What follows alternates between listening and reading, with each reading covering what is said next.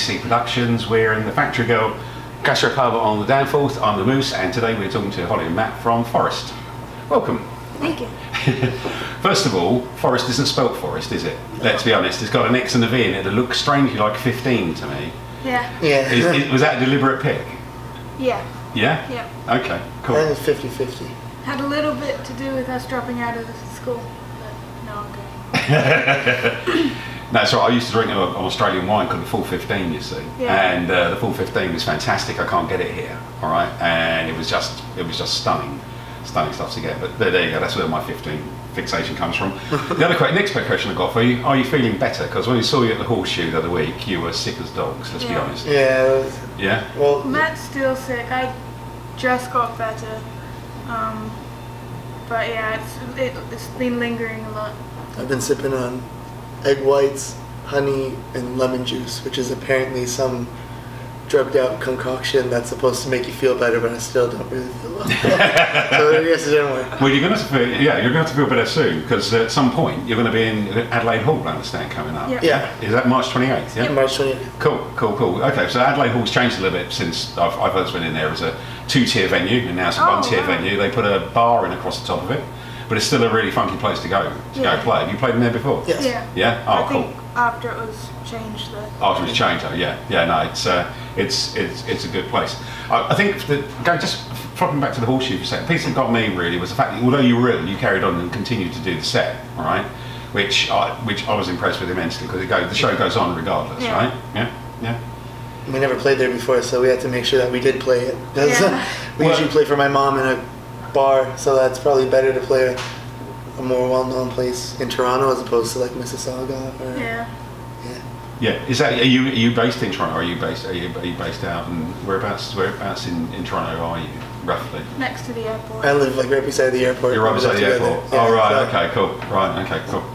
Well, we'll work well then with the Leafs game as well tonight then. Exactly. We'll try and get you out of here as quickly as possible. Oh, okay, no, fair enough. As I say, with the next show for Adelaide Hall, have you got anything else lined up after that as well, though? I'm just thinking, because obviously with Canadian Music Week's coming up, and one of these, anything else wrapped around that for the summer, any of the festivals?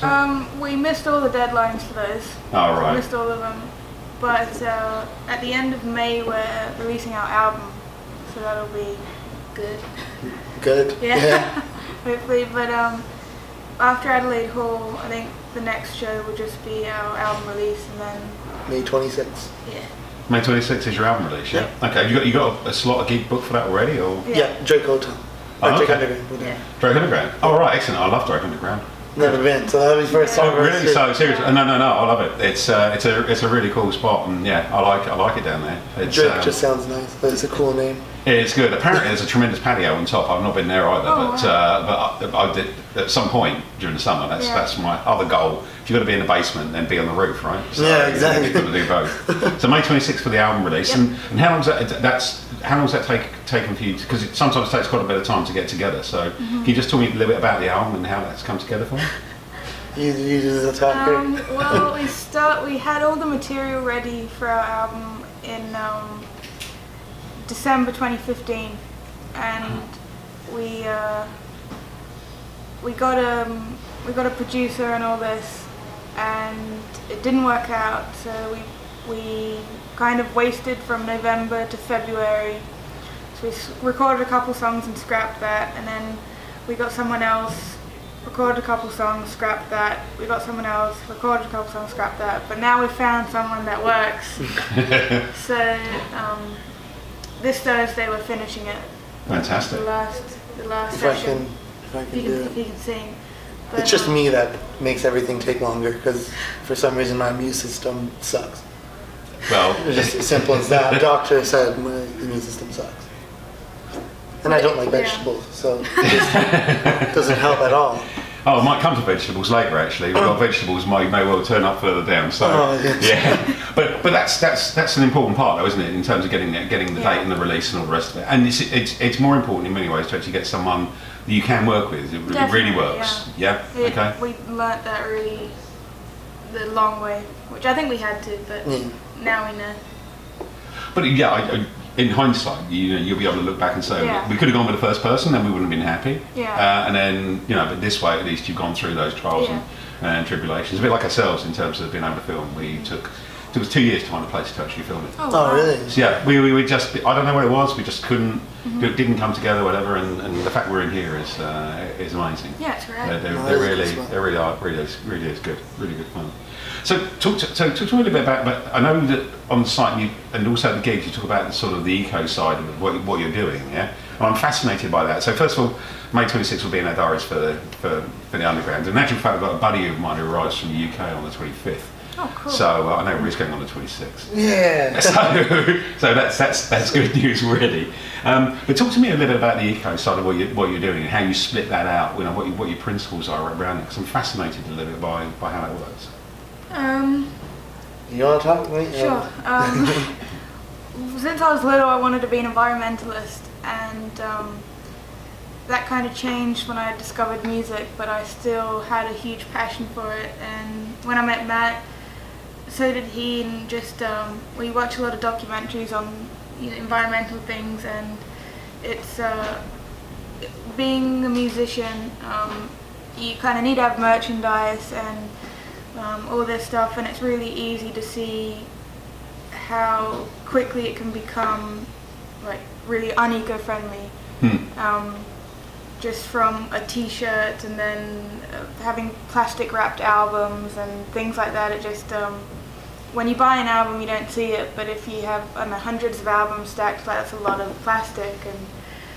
And so we haven't figured out how to make eco-friendly guitars or speakers yet, but so we're doing as much as we can. So all of our merchandise is eco-friendly or charitable. Just trying to do our part. It's like our shirts are made out of, what is it? Recycled cotton. There it is. So- We were looking at different options, so I couldn't remember which one we got.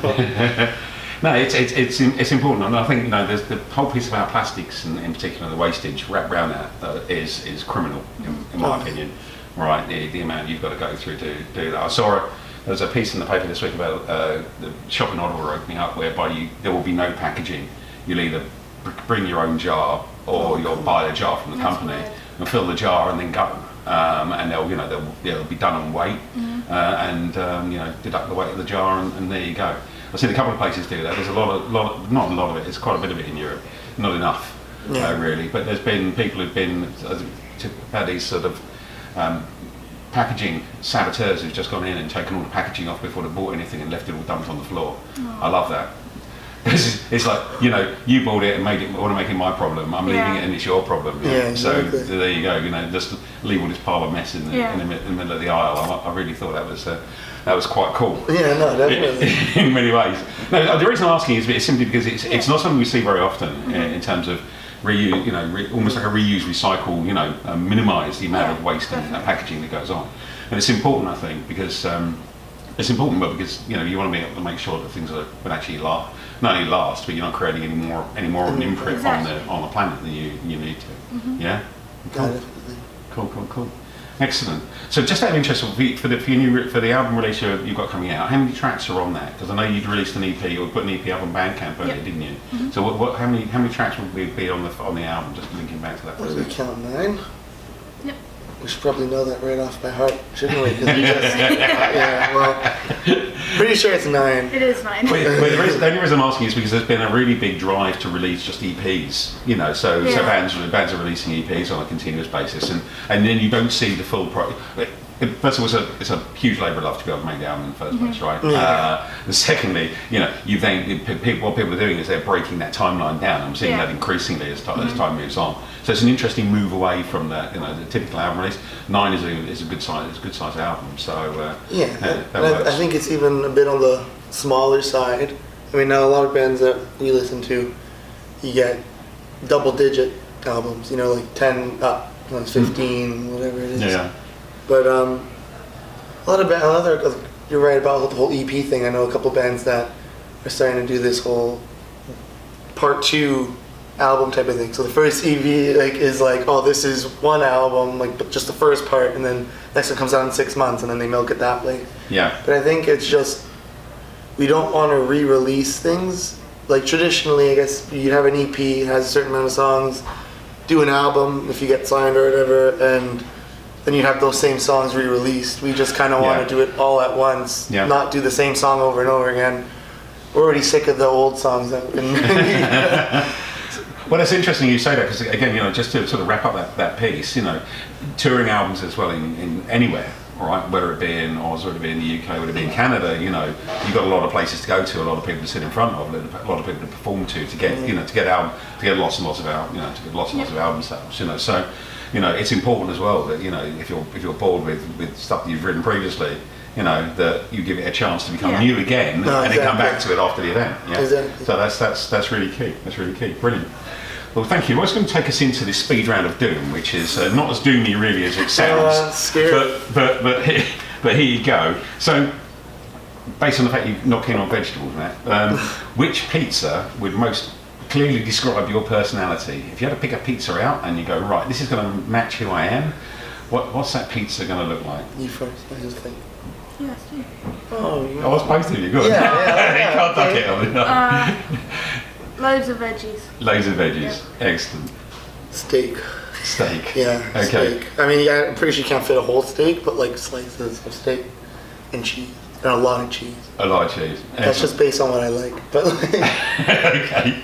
Fair enough. We've said we changed this question slightly so you'll sort of get a drift of it. But there's a mission to Mars now being offered up. A one-way trip, and we've got some people here you might like to choose who's actually on that flight. Bearing in mind it's just a one-way trip, so we're not saying anyone's going to die. We're just not saying they're going to come back. So if you had to pick from the following, who's going to be on the trip to Mars? You can get one go each here. Okay, this is so Van Morrison, Johnny Rotten, Kanye West, Bob Dylan, or Sting. anyways. Kanye West? Yeah. Okay. I'm not going to go into why. All right. So, which would you choose? One horse-sized duck or 100 duck-sized horses? Oh, the horses. 100 duck-sized horses. 100 duck-sized horses. Oh, I yeah. take that any That'd be day. adorable. Yeah. Yeah. And a giant duck would be terrifying. Yeah, a I don't little. love that. Well, there's a giant duck, rubber duck, coming to Toronto this summer. I saw that. Yeah, so we might have to actually That change is- this question yeah. now on the basis that there's going to be a giant rubber duck coming Where's to it Toronto. going? What? Well, it's got to be at the harbour front somewhere. Yeah. Yeah. That's right. It is Oh, I coming. didn't even know It's that. coming this summer. Yeah. Keeping it with the animals, hamsters or tarantulas? Bunnies. Neither. Tarantulas. Tarantulas. Okay, fair enough. Bearing in mind we've also got a fair amount of Canada geese here. In fact, probably many artists too many. The question is going to be: should that be an option at McDonald's? Should Canada goose nuggets be an option at McDonald's? Make it unique. It would.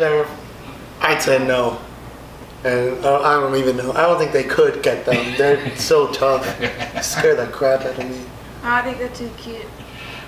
And they're the, what is Not it? cute. They're symbol vicious. of Canada. They're vicious. I could take one. They're psych. You cannot take one. Yeah. Get your ass kicked. Cute and vicious. There you go. That could back into the vegetables thing. Which vegetable would best describe Toronto? If you had to pick a vegetable that was going to really describe Toronto, what was that going to look like? I know Toronto's known as Hogtown for certain reasons, but from a vegetable point of view, what one would you pick out of? Asparagus. Asparagus. Yeah. Very. Yeah. Okay. Yeah. Cool. Okay, I'm not gonna steal that one. I don't know. I'm gonna say onions because you can get some pretty good onion ring Right. That's anywhere cool. you go. But that's pretty much anywhere in Western countries. But Well, if you took a very big asparagus and quite a big onion, you could end up with the CN Tower. So there you go. Exactly. That's my works. fault. That's it goes in right Oh, there. that one. All right, sure. Okay, if you've got it, the final question really is going to take a trip, okay, and it could be across Canada, it could be across anywhere you want, but you've got one person, dead or alive, to be able to take that journey with you, to jump in the car and go across wherever it is you happen to be going. Who's that person going to be? If you had to pick one person out, as I said, dead or alive doesn't, not stipulating which astral plane they happen to be on. I'd say Matt, but that'd be cheesy. Yeah. I'm not gonna say that. Steve Irwin. Steve Owen. Yeah. Rest in peace. I don't know. That's a really good question. I'm gonna say Daryl Sittler, because we're gonna watch. Who's going to watch this? That's cool. Why not? That's cool. Why not? Why not indeed? Yeah. Well, there's a lot that comes out of driving around places, and particularly love driving driving. cross country. Right. It tends to be a bit of a unique opportunity. That's why we put it in there. Sometimes it ends up with blazing rounds, and sometimes Yeah. it ends up with the complete opposite. But there you go. Super. Well, that brings us to the end of today. Thank you very much indeed. Well, just going to say thank you very much indeed. First, very much indeed to Holly and Matt for being here. Details of all your sites, etc., will all be in the credit as they come through. Many thanks to Factory Girl and George, to Yestin for filming, and until next time, thank you. Thanks so much. Thanks so much. Yeah. Keep denying, begging for attention, dropping hints and hoping for some tension. Getting tired of making all this racket, waiting on you to get your ass in gear.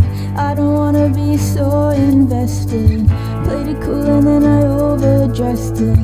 You were there, I was tired of this nonsense when you pretend you don't get me, feel me, want me.